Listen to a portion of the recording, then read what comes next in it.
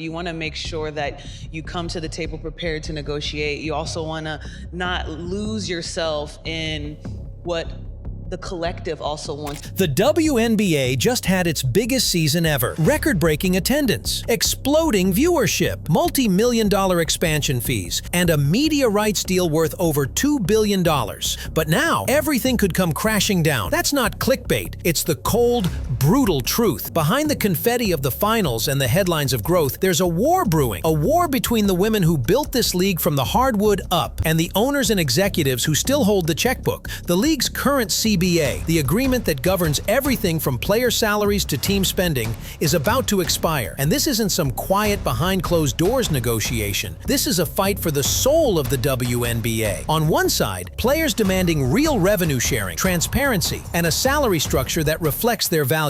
On the other, let's get into some of the CBA negotiation stuff that's happening.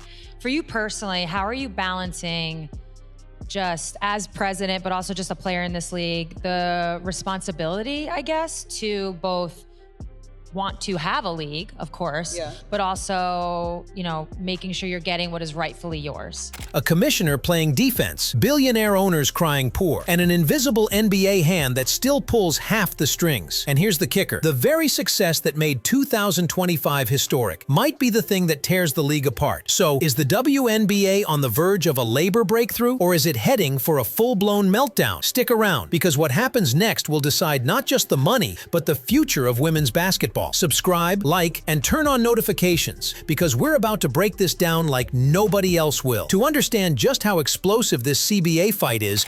But I've learned along the way that keeping quiet is not always the way to go. But leading through empowering others is incredibly important. I've done a lot of listening. Listening is very, very, very important. We did a lot of listening in our last CBA negotiation.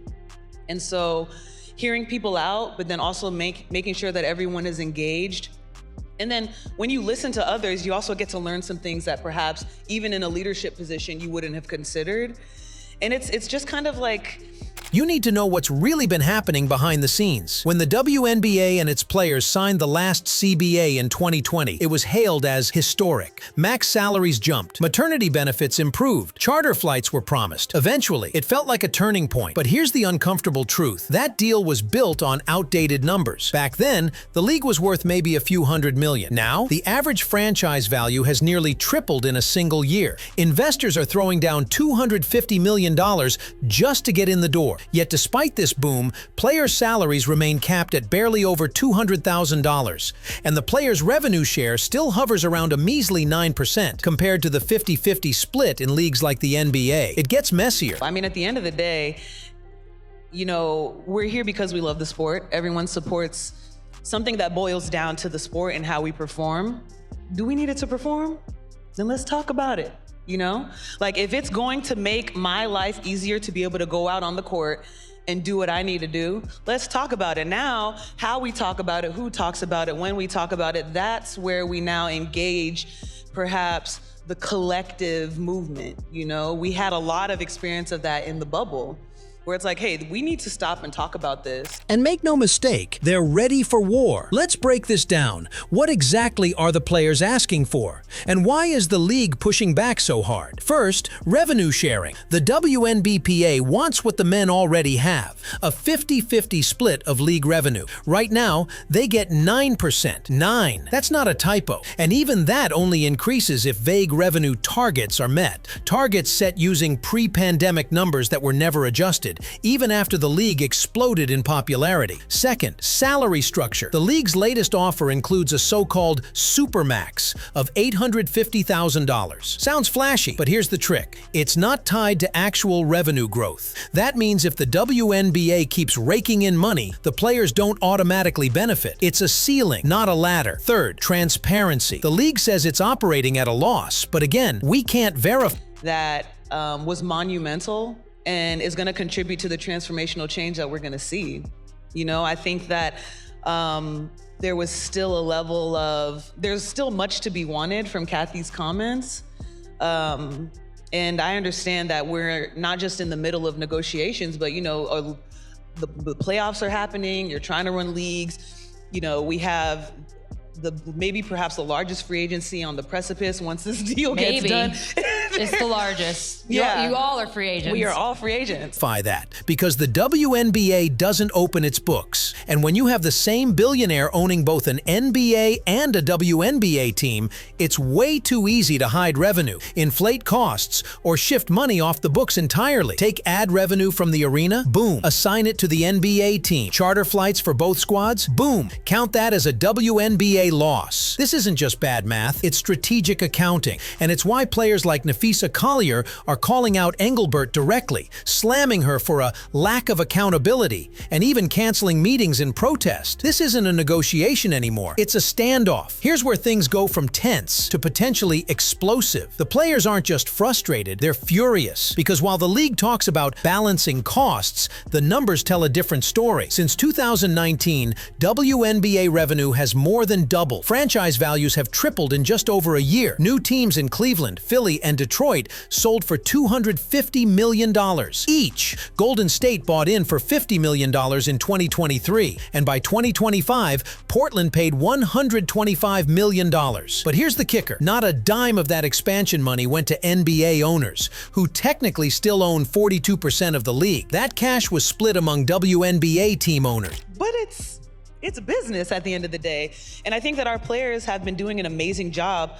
Our union members have been doing an amazing job of displaying our knowledge about the business and understanding where we want to see it go, which is for it to grow and for us to be represented in that growth moving forward.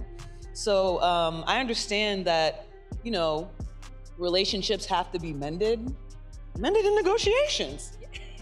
You know what I'm saying? Yeah. I think it's quite simple, really. Yeah. So taking a lot of the emotions that perhaps you have out of it can be alleviated in the negotiations. Absolutely.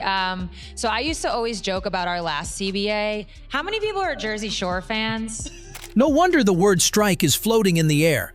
According to experts like Andrew Zimbalist, if owners refuse to share the pie, players walking out wouldn't just be justified. It might be necessary, because when you're told to sit quietly while everyone else cashes in, eventually you flip the damn table. Let's pull the curtain back even further, because this isn't just about contracts and numbers. This is about power, and who actually holds it in the WNBA. Right now, everything is frozen. Free agency? On pause. Trades? On hold. The entire offseason is in limbo because no one knows what the new rules will be. Even the expansion teams, Portland, Toronto, Golden State, are flying blind. Coaches like Natalie Nakasi are publicly admitting they don't know if they'll lose players in the expansion draft because, the rules haven't been written. Why? Because the league and the players still haven't agreed on the structure of the next CBA. And until they do, nothing moves. And the players? They're done playing nice. Minnesota Lynx star and WNBPA VP Nafisa Collier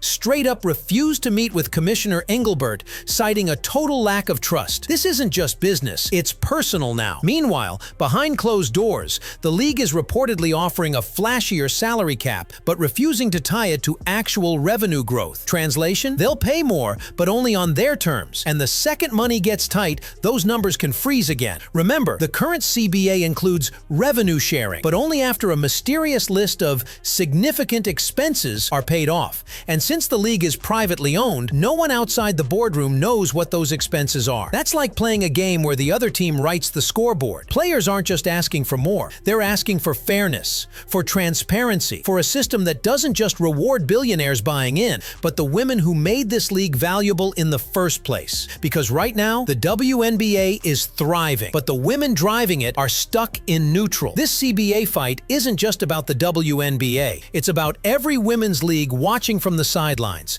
Because if the WNBA players can force real revenue sharing, true transparency, and a salary system tied to actual performance, so here's the risk. If owners fumble this negotiation, if they stall, lowball, or push the players too far, they don't just risk a strike, they risk undoing everything the last few years have built. That momentum? Gone. That media buzz? Burned. That fragile trust between players and the front office? Shattered. standard. And what kind of message does that send? That a women's league can only grow if players stay quiet. That billion-dollar deals are fine as long as you don't ask who gets paid. The WNBA says it wants to be a model for the future. Well, the future is here, and everyone's watching. If this league truly wants to be the standard, it has to act like it. Let's make one thing crystal clear. This isn't just a labor dispute, it's a crossroads. The WNBA can either level up into a league that shares power, profits, and decision-making with its players, or it can double down on a system built to control them and watch the trust, momentum, and public goodwill go up in smoke. Because here's the hard truth. You can't promote equity while hoarding the profits. You can't brag about viewership numbers, franchise valuations, and billion-dollar media deals and still ask players to be patient. They've been patient. They've been loyal. They've sacrificed, traveled coach, played injured, juggled overseas gigs, and helped this league survive when almost no one was watching. Now everyone's watching, and the same women who built this movement are being told the money's not there when expansion teams are going for $250 million and franchises are projecting $70 million in revenue? Nah, this isn't the old WNBA anymore. This is Caitlin Clark pulling in national ratings. This is Asia Wilson selling out arenas. This is rookies going viral and owners shelling out cash just to join the club. The question now is, will the league rise to meet this moment? Or will it cling to outdated models that treat the players as employees, not partners? Because make no mistake, if a strike happens, if a lockout hits, if this season is delayed or blown up, it won't be on the players. It'll be on a league that asked its stars to build the empire, then tried to keep them out of the throne room. Drop your thoughts in the comments. Is the WNBA about to level up or fall apart? Hit that like, hit subscribe, and stay locked in. Because this story, it's just getting started. This has been your inside look at the secret war over the WNBA CBA.